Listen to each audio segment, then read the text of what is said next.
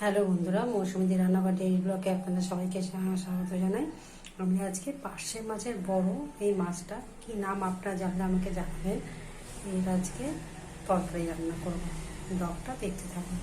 এই আলু পটল কেটে নিয়েছি, আর টমেটো, আদা রসুন পেঁয়াজ সব কিছু জিরে গুঁড়ো সব দিয়ে তরকারিটা রান্না করবো। আপনার ব্লগটা দেখতে থাকুন।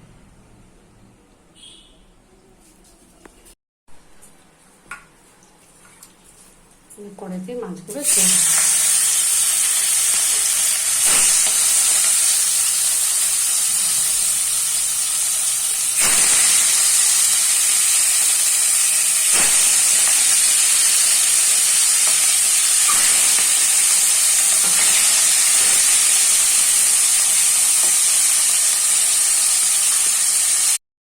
মাছের তেলের মধ্যে আলু পটল আর পেঁয়াজ কুচি দিয়েছি।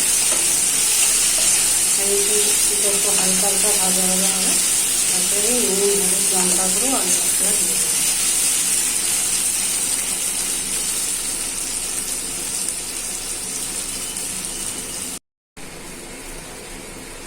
আদা রসুন পেঁয়াজ বাটা আর লঙ্কা গুঁড়ো ধনে গুঁড়ো আর আদা নুন হলুদ মিষ্টি সব দিয়ে এবার কষিয়ে এবার জল দেবো।